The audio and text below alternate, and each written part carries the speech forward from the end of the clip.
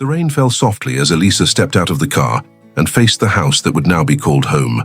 The old windows, covered by heavy curtains, looked like closed eyes. No sound but the wind and the steady dripping on the steps. The driver left, and she stood alone before that building that carried the weight of a past that wasn't hers. Davi opened the door before she could knock. He wore a dark shirt, sleeves rolled up, his face solemn, as if time had stopped inside that house. "You arrived early," he said simply, stepping aside to let her in.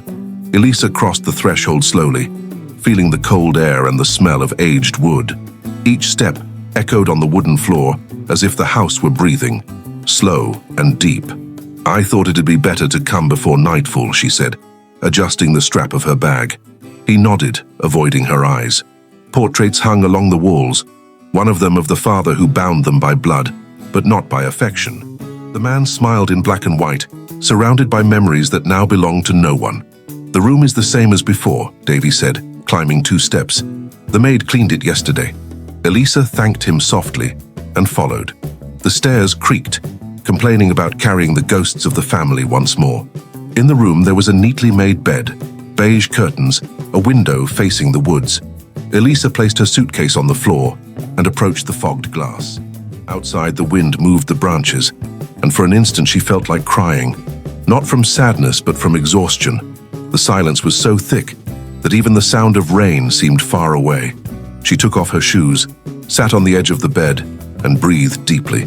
The house, she thought, had a soul, but a tired one, asleep for years. Davi knocked on the door discreetly. "I made some coffee. Do you want some?" The simple offer sounded like a peace gesture. She went downstairs and found him in the kitchen, leaning against the counter, eyes lost on the window. 2 mugs waited, one in front of the other, steam rising in slow spirals. "Thank you," she said, holding the warm cup with both hands. "You're welcome." They drank in silence. The living room clock marked time with loud, steady ticks. Elisa thought of saying something about the rain, or how the house felt too big for 2 people, but the words died in her throat. When night came, Davi took her cup and left without saying goodnight. Elisa stayed there, watching the weak lamplight reflected on the window glass. The sound of a piano drifted from somewhere, sad, hesitant notes, as if someone were playing for an invisible audience. She followed the sound. The doors were slightly open, and there he was, sitting at the dark wooden piano, head bowed. He played with contained intensity, fingers firm on the keys. The melody seemed to converse with the rain, a song asking forgiveness for existing. Elisa didn't enter. She just listened, leaning against the hallway wall. Something in that scene stirred a strange compassion, a silent recognition of the other's pain. When the notes faded, Davi remained still for a few seconds before closing the piano. The sound of the lid was almost a sigh. He turned and saw her standing there. "Sorry," she murmured, blushing. "I didn't mean to interrupt." "You didn't," he said softly. "Music only matters when someone's listening." He passed by her and went upstairs. Elisa stood motionless, listening to his steps fade until everything returned to the same heavy silence. That night, as she lay down, she thought that maybe silence wasn't just the absence of sound, but the way that house had learned to protect itself from the past. The next morning, the house still held the same silence, as if the sound of the piano had seeped into the walls overnight. Elisa woke up to the smell of coffee coming from the kitchen and went down slowly, feeling the cold floor under her bare feet. Davi was already there, sitting at the table, reading an old newspaper that seemed more like an excuse not to talk. "Did you sleep well?" he asked without lifting his eyes. "I did," she replied, taking a slice of bread. "The house is different." He gave a brief, almost imperceptible smile. "You'll get used to it. In time, we get used to everything." Elisa wasn't sure if he was talking about the house or about life. Days passed. She began to explore the place, the ivy-covered yard, the attic filled with dusty boxes, and the small porch where their father used to smoke at night, according to Davi. She discovered there was a piano in every room, as if the house had been built to echo sounds that now slept. One afternoon, she found Davi sitting on the floor of the living room, tuning a guitar. "I didn't know you played too," she said. "I play less than I should." He looked at the instrument as if speaking to an old friend. "After my father died, I stopped composing." Elisa hesitated before sitting on the couch. "Do you miss him?" Davi let out a short, bitter laugh. I miss having something to miss. He wasn't an easy man. Elisa lowered her eyes. She knew what he meant. The absence of affection from their father was an inheritance they both carried, though in different ways. In the following days, she began to write. A diary, perhaps. Small notes about what she saw and felt. The sound of wind on the glass. The way Davi moved through the house without making a noise. The way the piano seemed more alive when he was near. Sometimes she watched him from afar, trying to decipher what lay behind his gaze. A mixture of sadness and tenderness that confused her. It wasn't fear, but a kind of silent care, as if Davi were always on the verge of saying something he never said. One night she left her bedroom door slightly open and heard the faint sound of a guitar. The melody was soft, almost a confession. Instinctively, she grabbed her notebook and wrote a single line. Some silences speak louder than any word. She lay down smiling, without knowing why.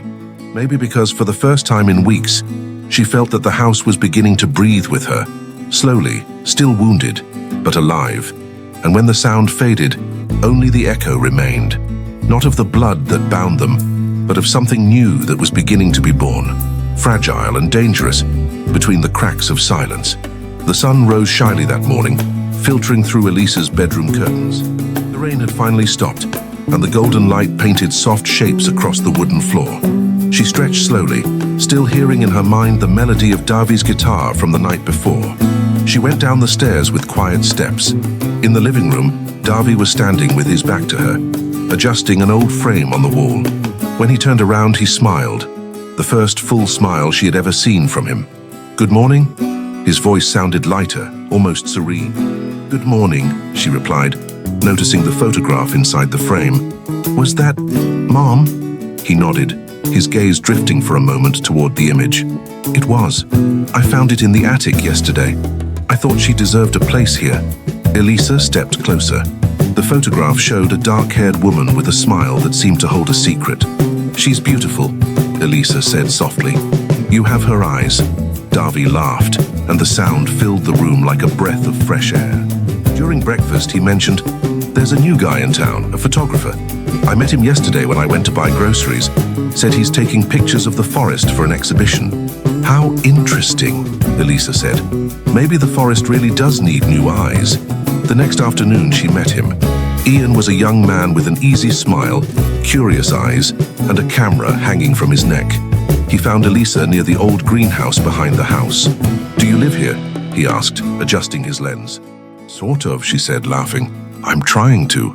This place is amazing. It has something melancholic, you know." He raised the camera.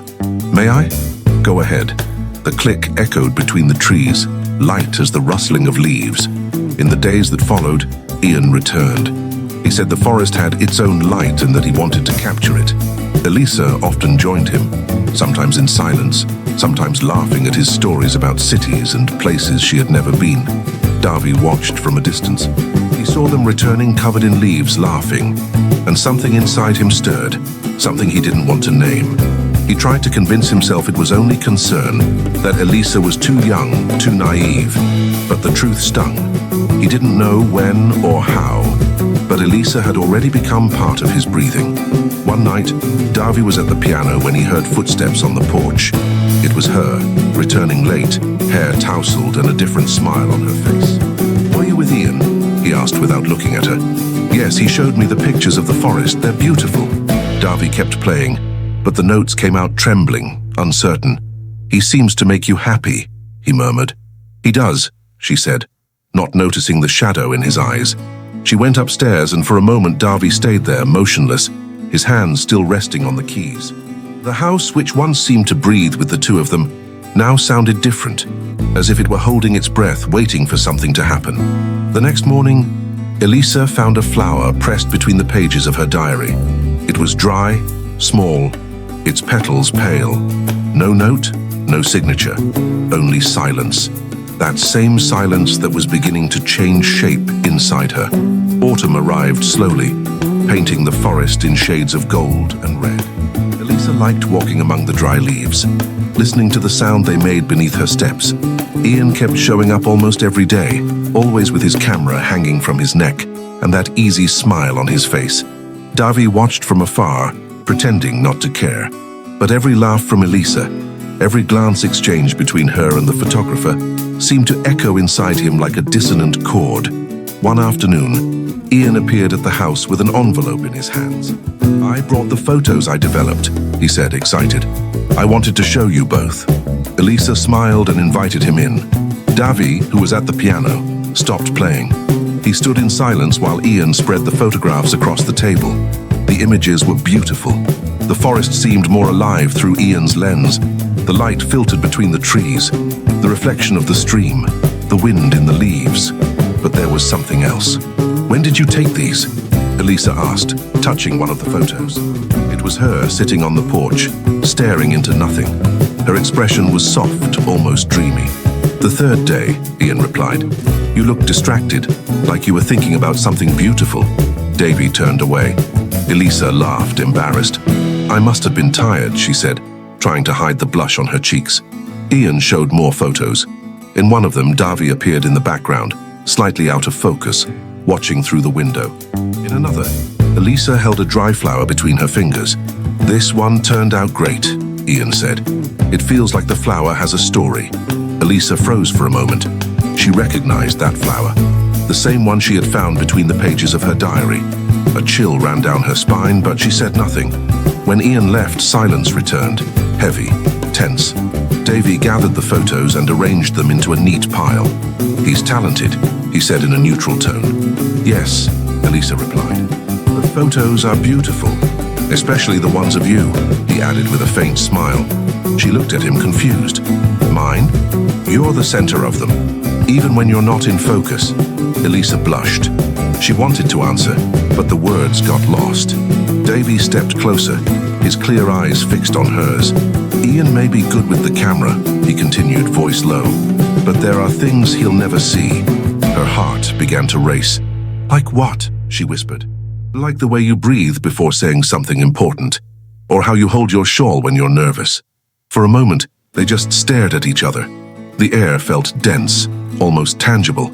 Then Davi stepped back and looked away. "Sorry," he murmured. "I shouldn't have said that." Elisa's face was burning. She didn't know if it was from embarrassment or something deeper. "Good night, Davy," she said, climbing the stairs with her heart pounding. The next morning, she found the photos Ian had left on the table. Among them was one she didn't remember seeing before. She and Davi together on the porch, captured by accident. He was looking at her, and his gaze said everything the words hadn't dared to confess. Elisa ran her fingers over the image, unsure whether to smile or cry. Photos don't lie, she thought, but sometimes they reveal truths we're not ready to see. The tension between them had grown invisible but sharp, like a thread stretched too tight. Elisa felt it in every glance, every word that hung in the air between them. Davi had become quieter, not distant, but guarded. His silences carried more meaning than his phrases. Since Ian's last visit, nothing had been quite the same. The photos were still on the table, but now they seemed to look back at her, whispering what neither of them dared to say. One night, as the rain drummed softly on the roof, Elisa went down to the living room. Davy was there, sitting by the piano with the lights dimmed. He wasn't playing, just staring at the keys, as if afraid that touching them would make the truth resurface. "You haven't played in days," she said gently. He looked up, startled, as if waking from a deep thought. "I didn't feel like it," he replied simply. She approached slowly, the wooden floor creaking under her steps. "Is it because of Ian?" she asked, her voice barely above a whisper. Davy's jaw tightened. "It's not about him."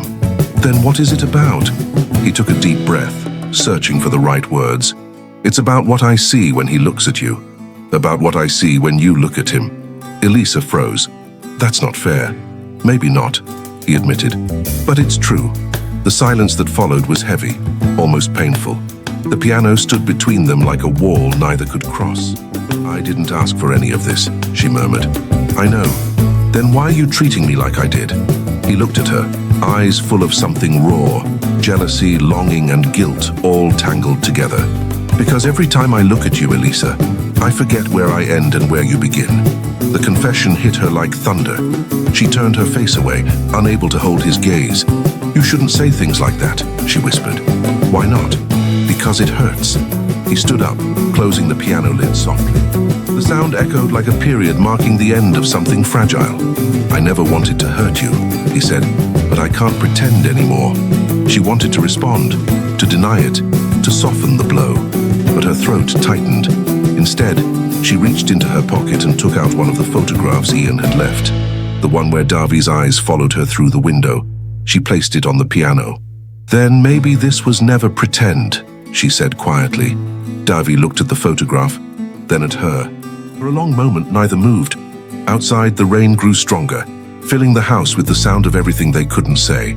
The rain was still pouring heavily when Elisa opened the door. Ian stood before her, drenched, his hair plastered to his forehead, his eyes burning with a mix of anger and pain. "Did he tell you?" he asked, his voice hoarse, nearly drowned out by the storm. Elisa looked at him, confused. "Tell me what?" Ian took a shaky breath, trying to contain his fury. "About the portrait? About what happened that day?" She hesitated, clutching her coat tighter around her body. "Yes, he told me." Ian's face twisted in disbelief. "So it's true. He took the photo without my permission, and you let him." Elisa stepped back, her pulse quickening. "It's not what you think, isn't it?" he snapped, stepping onto the porch. "Then tell me what it is, Elisa, because to me, it feels like I've been photographing a lie all this time." Davi appeared behind her, standing in the doorway. The lightning flashed, illuminating the three of them, faces tense, eyes locked, the storm raging around them like a living thing. "Enough, Ian," Davi said firmly. "This doesn't need to continue." "Oh, it does," Ian shot back, "because you stole something that was mine." "Nothing you feel for her was ever yours," Davi replied, stepping forward. "What exists between us didn't begin now." Elisa felt her stomach twist. "Davi," she cried, but he didn't stop. "I tried to stay away," he continued. "I tried to pretend it was friendship. But from that first day, that damned day on the porch, I knew I was already lost." Ian glared at him, fists clenched. "You took advantage." "I fell in love," Davi corrected quietly. A thunderclap split the air. The rain seemed to fall harder, as if the heavens themselves couldn't stay silent. Elisa trembled between them, her heart pounding painfully. She looked from one man to the other, and saw in both not just anger, but loss. A loss that had been written since the beginning. "Stop," she said at last, her voice shaking. "None of you understand. This isn't about who's right. It's about what's left when the truth finally comes out." Ian turned away, breathing unevenly. "Then tell me, Elisa," he said. "What's left?" She looked at Davi. His face was wet, whether from rain or tears, she couldn't tell. "What's left," she said softly, "is what was real, even if it hurts." Ian lowered his head. "Real," he repeated bitterly. "So that's it? You've chosen him?" Elisa didn't answer. She stepped forward, standing at the edge of the porch. "I didn't choose anyone, Ian. This isn't a choice, it's a confession." Davi took a step toward her, then stopped. His eyes said everything, that he understood, and that understanding came too late. Ian turned and walked down the steps, disappearing into the rain. Elisa stood motionless, listening to the sound of his footsteps fade into the night. Davi approached her slowly. "You shouldn't have faced him alone," he said. "Not with anger, but with a quiet ache. And you shouldn't have kept so much silence," she replied. He opened his mouth to speak, but no words came. The pain was too great and words were too small. Elisa raised her gaze to his, and their eyes met. A long, unbroken silence that said everything they could not. "Maybe," she whispered. "Love also knows when it's time to leave." Davi lowered his eyes, and a melody began to form in his mind again, the same one that had never stopped haunting him. Outside, the rain kept falling, washing away the remains of lies, promises, and fears. And deep down, both of them knew that night wasn't the end. It was the moment the past became impossible to forget. Dawn arrived in silence, as if the city itself were afraid to breathe. The sound of the rain had faded, leaving behind the damp scent of earth and the heavy air of memories. Elisa woke to the pale light filtering through the window.